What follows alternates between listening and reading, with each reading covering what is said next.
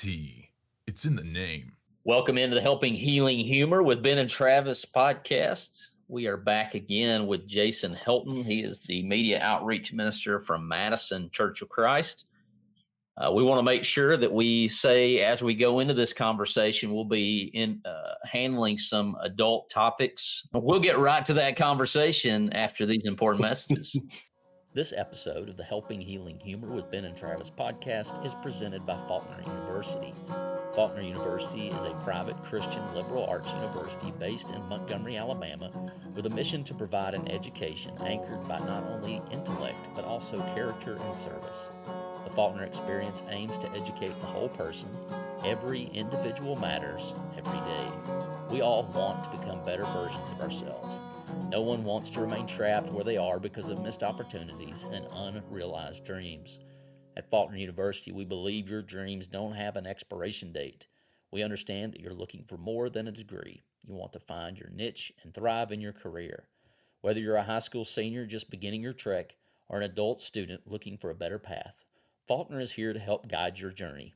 Go to faulkner.edu to apply or get more info. That's faulkner.edu. I'm Travis Creasy. That's all-pro counselor with Three Chord Counseling in Muscle Shoals, Alabama. Ben Hayes, how are you today? Doing good. Enjoying the conversation with Jason and what we've already got to talk to him about. That was on a previous episode. Looking forward to this next conversation that I know is going to be heavy, but it's going to be awesome. And so looking forward to that. But before we do that, Will, how you doing? I'm doing well. Just hoping that Emmy will stay 5 for the rest of her life after hearing everything that Jason's been talking about. And glad I don't have a teenager right now, but with what he keeps saying, technology is going to keep rolling. So guess we got to start figuring out all the fixes and solutions. So just been good to have him. Jason, thanks for joining us again, man. Yeah, man, absolutely. Thanks again for the invite. And spoiler alert, God said he'd never give us a temptation that we wouldn't have a way out of that would overtake us. So there is definitely hope there. And I think we're all uniquely equipped to navigate this particular age and time. So hang in there, man. You got it. So, Jason, we've talked about, and I think most people that have grown up in the church, we were told what not to do, right? And who not to do it with. But we don't necessarily always get the why. And I think it's really interesting. It shouldn't be shocking that data has proven and science itself has proven what the Bible and God, of course, set in motion many, many moons ago about us and how we're built. And so I guess the quickest way to ask the question is, what are some ways that technology has impacted us sexually? I think that there is some lineup there, and we've always heard, don't do this and don't do it with this person, and maybe that was communicated that sex is bad in itself, and we almost take the spirituality out of it ourselves, and then of course the world steps into that vacuum. And so, what are some ways in which they've done that? Yeah, so you hit the nail on the head, in my opinion. I think. At least in our generation, growing up, what I heard the most, and anytime I speak on this, I get people come up afterwards like, yes, absolutely. That's exactly the way I feel. And it was taught to us, don't have sex outside of marriage, specifically don't have sex before marriage. And as you're a teenager, you hear that over and over again, and it turns into sex is bad outside of marriage, and that turns into sex is bad. And so then you have a generation of folks that at 8 a.m. on their wedding day, sex is bad. 8 p.m. after their wedding ceremony, now sex is good, and it's supposed to be this vital part of your relationship. Go figure it out. And that's just not the way it works. It's not a flipping of a switch at all. I think it's interesting. I polled our class at Madison. We had about 111 that took the survey. And recently at a church in Middle Tennessee that I'll be doing a workshop for here in a couple of weeks, gave them a similar poll. At Madison, the stats were really interesting. When I broke down the generations, I asked the question of, did you have any kind of conversation? Did your parents have a conversation with you about sex growing up or sexuality? And about 50% of the millennials said no, 50% said yes, 50% of Gen X and Gen Z said about the same thing. But the boomers, 75%, almost 80% really, said that their parents had never told them anything about sex or sexuality. And excuse me, this is the age group that grew up in the sexual revolution of the 60s, right? My dad's a boomer. He was born in 1950, so he was a teenager in the midst of Woodstock and all the stereotypical 60s lifestyle. That's the group that then also raised the millennials. So the sexual revolution that started in the 60s, it went from a very communal 60s vibe to the 70s was a very personal me and we. And interesting, in Google has a database where you can search word trends over time. And in the 70s, the trend from us and we moved to me and I. So self-help started in the 70s and 80s. Self-help books became a genre during that time. Sexual exploration became a big thing. And it was really unhindered until the 80s and 90s when the AIDS epidemic hit. That's when free love hit a speed bump. The pill was created in the mid 60s and made popular and normalized in the mid 60s. That changed the trajectory, and that really kind of helped produce the sexual revolution. Well, we just recently had this past year where the pill is now accessible. The birth control pill is accessible even without a prescription.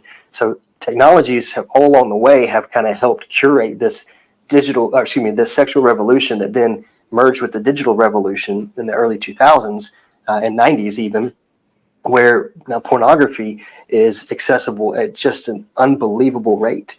There was one study that I read about for 14-year-old boys in Italy were reporting erectile dysfunction and other sexual performance challenges. 14, I mean, that's ninth graders. That's the height of hormones are raging like crazy, right? And these 14-year-olds are they're asexual and reported actual erectile dysfunction. I mean, that for there to be any kind of a reportable number or percentage, that's remarkable in the worst way possible. I had a conversation recently with a friend of mine in his 60s, and we're talking about what are some of the challenges of emerging generations, and he said, well, I think they can't build stuff, they can't fix stuff. They have a general working knowledge of nothing. And I said, well, one that's a little judgy, but also kind of accurate. But I think the biggest thing is the sexual stuff. I don't think it's that big a deal. We had Playboy and pornography. We had magazines, and that's when I realized he didn't get it. The way the brain works is it maps things that you have. Basically, you're creating an interstate system in your brain. The first time you walk through the woods and there's no trail there, there's no evidence you were there. But if you walked that path in the woods over and over again, you would create a walking path, an actual trail. There would be evidence. Well, that's what happens when you have an experience in your brain. It maps that experience. And the more you have that experience in a repeated behavior, repeated pattern, it creates a wider path, so to speak. So then you start to filter things through that same line of thinking. So for instance, if you started watching pornography at a young age of 9 or 10 years old, well, by the time you're 14 or 15 years old, that's how you think. Billie Eilish actually had an interview a while back, I think it was a year or two ago, with Howard Stern on his show. And she said that I hate pornography, which is interesting. This is a person who is in the center, like one of the biggest stars in the world, and not necessarily, again, a spiritually minded person, and not promoting not promoting God per se, but she said, I encountered pornography at a really young age, like single digits. And she said, for years, I just consumed a lot of pornography, and I thought it was cool. I was one of the guys. And then when I started becoming sexually active, I was in the midst of really violent, awful things that no child should certainly ever see, let alone no adult should ever see, let alone a child. She said, so when I started being sexually active, I assumed that's the way it was supposed to happen. So it was horribly damaging and painful and just awful. Like she said, I hate it to this day. And that's one reason why you notice her clothes, she's not sexually provocative at all in what she wears. And it's partly because of that. She's been quoted as saying that as well. So I think one thing parents really need to do a better job of is understanding how our bodies work and explaining and being honest and open with our kids about that. There are two particular hormones in the brain that are released at a really large rates in sexually intimate moments, and that is oxytocin and vasopressin. And they're prevalent in both the male and female, but in the female, oxytocin is more prevalent. And there are three particular times in a woman's life or female's life when oxytocin is at its highest: sexual climax, giving birth, and feeding a child, nursing a child. And when you think about it, those are 3 moments of deep, intimate, very strong bonding moments. Yeah. When you say don't have sex, you say don't eat the cookie. Well, what do I want? I want to eat the cookie. You're focusing on the action. And that's where we went wrong.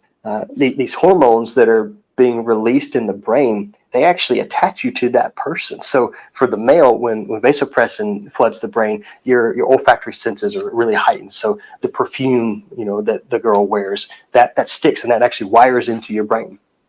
So when someone has a sexually intimate moment, and this is true even for kissing and holding hands, but the more intimate you are, then the deeper that bond becomes. The analogy that I found that I think is the best I've heard is like a piece of Scotch tape. If I take a piece of tape and I put it on a piece of paper, that initial bond is going to be very strong. And if I press down real hard, firmly, and it's going to stay. If I go to take that tape off of the paper, it's going to cause some damage. It's going to rip the paper off. And then if I try to reuse that tape, every time I reuse the tape, it's going to become more difficult for me to have a deep bond. And that's what happens in the brain is the more we have frequent partners, the more we trigger that not just the dopamine in our brains, but those 2 hormones, the more challenging it becomes to have a deep connection and deep bond with someone. So that bonding that you're talking about that happens when those chemicals are released, those hormones are released, that happens too with pornography. Just exactly. And you're bonding to someone you've never actually met, to an experience or a person or a thing, in that case. If you think about it, you're actually just bonding to pixels. Right. It triggers that. And so if you think about it that way, that's weird. Hopefully that if someone's struggling with this, think of it as being that weird, and that'll help, I'm not going to do that. But you're exactly right. So the dopamine is a part of your reward circuitry in your brain. And you probably know more about this than I do, but you know how this works then. Dopamine is released, but dopamine, it gets credit for being this pleasure molecule, but it's not. It's the molecule of more, which is a book out right now as well that I would recommend to better understand this. It keeps you craving for things. Your brain loves novelty, which means it likes new experiences. It likes things that are different. So when you go to YouTube and you're watching a video, somebody sends you a link, what's over there on the column, the right side of every video? It's a list of suggested videos, right? And if you click on one of those, there's going to be another list of suggested videos, and there's going to be another over and over. There's this unlimited novelty that just keeps curating. And the way algorithms work, they're going to give you something they know you like, but then they're also going to start throwing in some random things that they think you might like. And when it comes to pornography, that's a horrible recipe. For older men in particular, this doesn't impact exclusively men. In fact, the data is saying that the trends are rising for women as well. But it is more impactful generally for men. For girls, social media, the comparison stuff, that is the highest of the highs. For guys, it's the sexual stuff and video games as well, the addictive nature there. But for what we're talking about, when a guy's, let's say he's pursuing pornography and there's something random pops up on the side and clicks that link, it's going to continue to evolve. And that's how people go from they watch someone kissing to now they look up and they're watching really weird or really graphic, dangerous things. Reports in violent sex acts among adolescents are also on the rise. And that to me, it's not just a correlation, it's causation. Pornography absolutely cultivates that in us. And so then let's say you spend a lot of time looking at those things, you go back to just regular social media, you may not be watching actual people having the act of sex, but you're cultivating lustful content. And so the way our brains work, they're connected to our hearts. And the Bible says that Jesus said that the eye is the lamp of the body. So if the things you look at are light, then there will be light. But if you look at darkness, then your heart will also become dark. And so from a sexual standpoint, we just missed the boat on teaching. When we say don't have sex, we never, like you said, Travis, we never said why. If you look at 1 Corinthians 5, 6, and 7, you have, I think, a really good glimpse into the why. 1 Corinthians chapter 5, I see the pilot episode of Jerry Springer Show, right? It's a man has his father's wife sexually. That's, the church said, ew, all right? That's gross. It's either his mother or his stepmother. Either way, if you get to chapter 6, Paul writes that the body, Paul says that, the food is for the body and body for food. Like, because I can, I should, basically. It's like, no, your body is for God, to glorify God in your body. Chapter 7, he gets to husband and wife relationship. He said, husbands, your body is not your own, it is your wife's. Wives, your body is not your own, it's for your husbands. So what was never explained in any context, in the church or in high school anatomy class, was, one, sex is most fulfilling when your partner is absolutely giving of themselves and trying to please you, and when you are doing the same to try and please them. It's not about consuming sex. It's not about my gratification. It's about me pleasing my wife pleasing me. That's very, very different than don't have sex before you get married, right? How many marriages could be saved? How many marriages could be, at a minimum, vastly improved? What if our sex life was the best part of our marriage? Like that would, I think, absolutely change the church. The mission of Heritage Christian University is simple. They aim to advance the churches of Christ by equipping servants through undergraduate and graduate programs. HCU produces effective communicators of the gospel, focusing on evangelism and a commitment to Scripture. Heritage Christian University offers 5 degrees: Associate of Arts in Biblical Studies, Bachelor of Arts in Biblical Studies, Master of Arts, Master of Ministry, and Master of Divinity.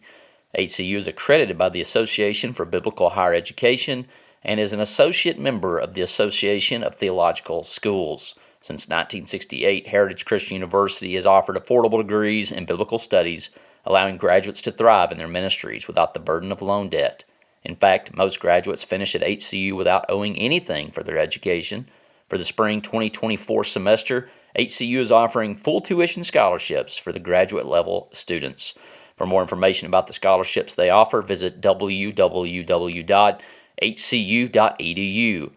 HCU invites you to the 2024 Heritage event at the Marriott Shoals Conference Center. Join them on Saturday, August 24th for an incredible night of music from the legendary Ricky Skaggs and Kentucky Thunder. General admission tickets and table sponsorships are available for purchase. Visit hcu.edu to purchase your tickets today. If you think HCU is the perfect university for you, visit hcu.edu to schedule a tour or apply today. Heritage Christian University helps you thrive in your ministry. We build in an excuse. I've had conversations with teenagers, and well, which one's worse, right? At least I'm not doing it with someone I'm not married to, right? It's in the privacy of my own home. It's just what I'm watching. Well, when we go into the why and we explain it from that standpoint, you see why it is. I tend to believe that all sin in God's eyes is equal. We have degrees. We have manslaughter. We have all this. But nonetheless, I think it builds in an excuse. It's the victimless crime, so it's victimless sin, but it's not. And the reality is, one, you're helping support an industry that traffics children, right? That destroys lives. If you've ever, fightthenewdrug.org is a great resource. They also have a podcast, and they've had several folks on there that were coerced into the adult industry. Some of them went into the adult industry knowingly, but several girls and guys that have tried to get out of that industry. And you hear them talk about how they get their video removed from one of the big sites, like one of the big ones, and then all of a sudden it pops up on 50 more. It's just like whack-a-mole. They'll never, because it's digital, because it's out there, they'll never be able to fully get those videos of them removed. So it's not victimless. It's also not victimless. Let's say it's a teenage boy that's not married. I'm not, having an affair with my wife. Well, one, you're training your heart to be unfaithful. You're also training your brain to be aroused by someone who is not your wife and someone who is likely to never be your wife. Every investment of every second into pornography and not just pornography, but lustful content is an investment in the destruction and deterioration of your marriage. And I don't know any other way to put it. I don't ever plan to get married. Okay, well, every time you invest in this, you're separating yourself from God. I had a young man that I'd known for many, many years, and he and his wife were going through a really tough time and likely headed for divorce. And I said, well, how prevalent is lust in your life, like pornography and stuff? He said, it was a little bit, it used to be. First he said no. I said, come on. And he said, okay, so it was, but I don't think it really impacted our marriage. That's the most ignorant, lack of knowledge statement I've ever heard, and heartbreaking, because you think that you can watch someone else participate in the most vulnerable and intimate action you can have with another person, and you think that won't impact your wife, the person who you're supposed to have this level of intimacy with.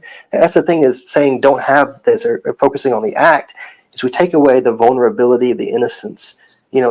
Sex is actually really challenging for most people because it involves complete transparency.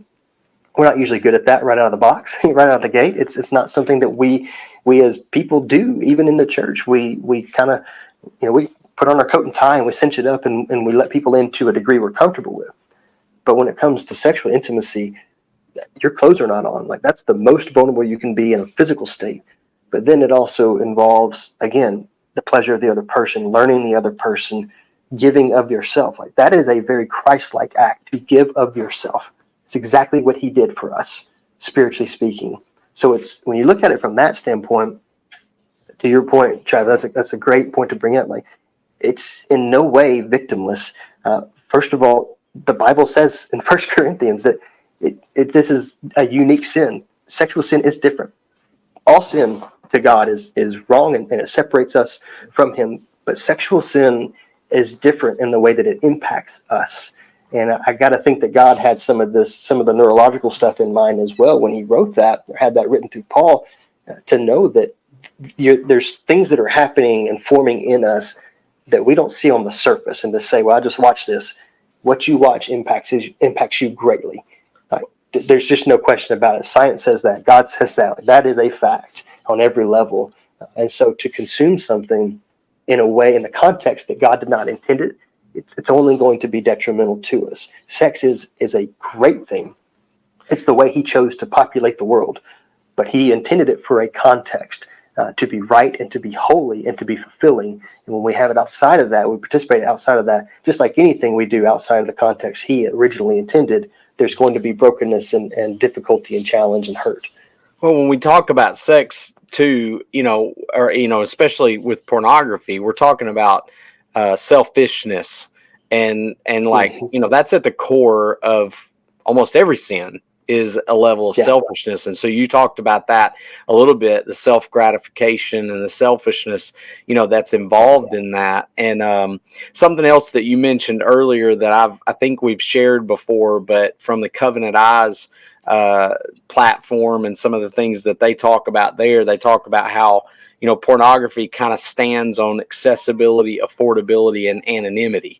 That nobody knows about it. It's affordable and it's accessible. And you were talking about the guy earlier saying, well, we had Playboys and we had, different things that we could look at. Yeah, but you had to go somewhere to get that. You had to pay for it. You had to, you had to sneak around so that nobody else knew about it. And so, those things have been kind of taken away. And now your kids have these phones, these tablets, these computers that it's accessible, it's affordable, and it's anonymous. And so, the only way to really kick that out from under it is, to the accountability part of it, is having somebody to help keep you accountable. And I think what, you're encouraging is obviously parents being a part of that. But, as people get to be in adulthood, that's not who that's going to be. And so finding someone trusted that you can, that can help you with it. Yeah, absolutely. There's a group of guys that I go to lunch with some regularity, and for this conversation, and we say we're getting together to eat, to be together, but for accountability and encouragement. And this is something that we've done for a long time now. But I've kind of had that group, not that specific group of guys, but in college there was a group of guys that did the same thing. As you continue to grow, you do need to have that accountability. You need to have relationships that have that kind of depth to where you can confess that kind of sin. And that's one thing that sometimes we don't cultivate in our congregations, is an openness to sin. We kind of have this is where right people come, instead of this is where people come to get right, and I think the humility that is a part of the culture of our church makes a big impact. But some of this is just from ignorance, because older generations didn't know. We didn't know. We're getting the research now over the last decade or so. And so to some degree, I don't fault my parents or their generation of parents, because we do spend a lot of time talking about raising a new generation of teenagers and we don't spend as much time talking about raising a new generation of parents, because we say, well, all sins are the same, and they don't raise their kids to have the same work ethic. Well, life is totally different. They don't have to. It's things that had to be done manually are now done automatically and automated. So that's where technology, again, Satan's super crafty, and anything that can be used for good he can use for evil and manipulate it. He has taken one of the most sacred parts of our relationship to each other, a man and a wife, and he has completely made a mockery. He's made it a consumer item. He's made it to where it's not a big deal. Even in high school, I remember Girls Gone Wild was the big thing, right? And it just kind of normalized everything that we're like, oh yeah, it's no big deal. Everybody's seen that. It's like, well, that's not. No, that shouldn't be the case. Normal. No, we use the word normal. That's just that's frequency. That's not holy or unholy, right or wrong. Abuse can be normal in someone's home. It doesn't mean it's a good thing. It just means it happens frequently. So we got to make sure that we don't allow sin to ever be normalized in our lives, in our congregations, or in our families, because then Satan will use these technologies to just, exponentially. Like you said earlier, with a magazine, you probably had to wait a month or at least weeks. You had to wait some kind of delayed time to access that. But now a 14-year-old can access more sexually explicit content in 1 hour of online viewing than his dad did, his entire life.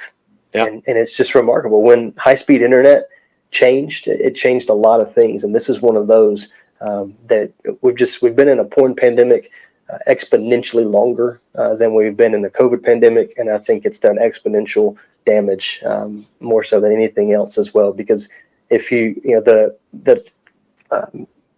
detriment to families, the detriment to marriages, the detriment to teenagers. It impacts sleep. It impacts your just the addictive nature of your brain. It hijacks and wires Jason, everything. And you mentioned the girls, the rise in girls, and when I was a teenager, much of my not having sex was because I dated girls who were just not going to let that happen, right? They weren't going to. I dated them. I didn't think it was going to be an issue. It wasn't because I was holy and I was trying to be all, close to God by any means. It was just that was not going to happen. And so I really mourn for the dating life period, because we're in my experience, we're seeing even, I teach at a private school, not that I've had any experience or anything, but I'm seeing where the girls are more and more like boys, as in,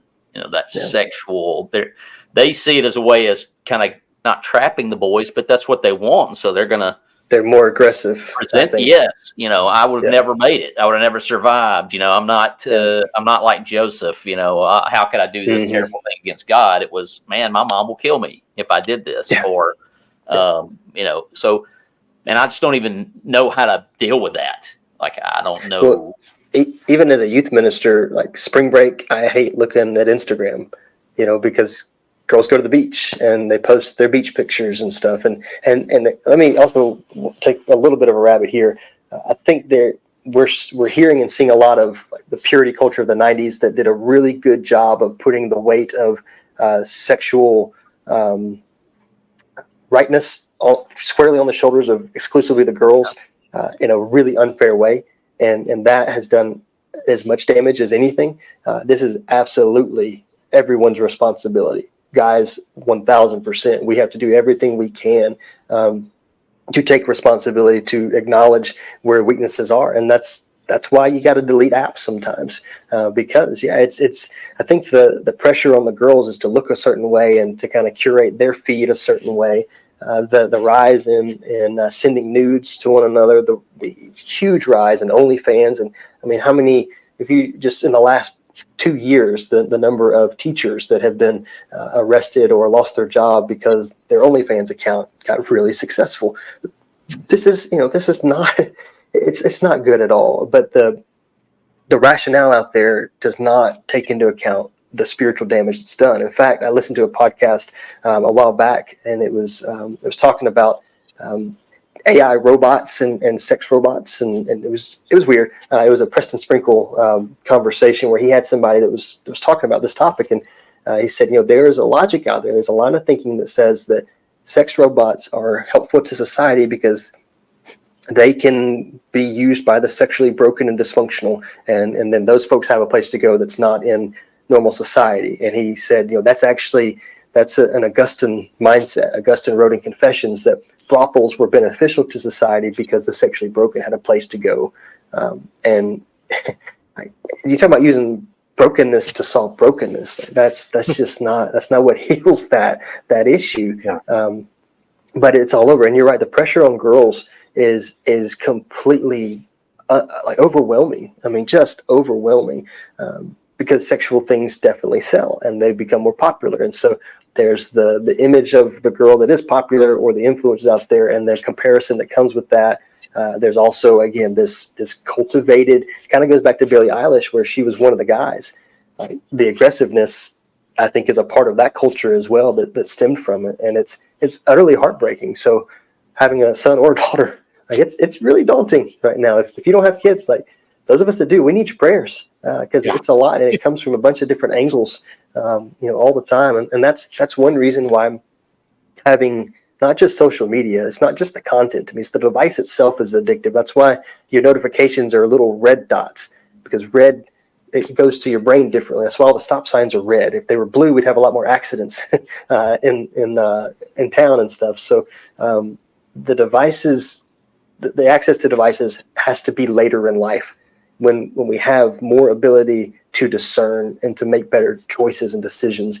Because especially teenagers' brains and adolescents, the brain it will absolutely crave addictive behaviors. That is when children are ripe for addictive behaviors. And these technology folks, they know that. And so they've leveraged it to be successful and to make money and to have power and influence. But the sexual side of this is on a whole nother level, because it's not just an addictive behavior, but then it becomes a lifestyle. It becomes a lifestyle of shame. And so we have Christians that are going decades into their life, going into their marriage with this shame. I had a young man that called me. I've never met him before, but he knew a mutual minister friend of mine that we had talked about this topic. And so he called me a couple weeks ago, and he's been married for less than 4 months and is struggling, and just recently revealed to his wife the depth of his addiction with pornography and lust. And so they were living in different houses less than 6 months into marriage. That is heartbreaking. It's destroying marriages, and it's destroying people's view of sex. And so the destruction is out there. It's a problem that the church really, really needs to be more vocal on. And I know these are some words that are on that taboo list of things we don't talk about, but in the church, that list is a lie. It doesn't exist. There's nothing we don't talk about at church. When we don't talk about these things at church, then we never get the opportunity to put them in the spiritual context. And our kids don't have a choice. They don't have a chance.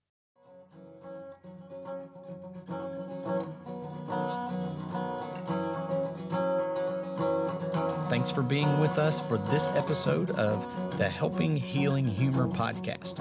Be sure to download our free ebook, 28 Days of Focused Living, at benandtravis.com, and receive all of our Helping Healing and Humor extra content directly in your inbox. We look forward to having you join us at the same Ben and Travis time, same Ben and Travis channel.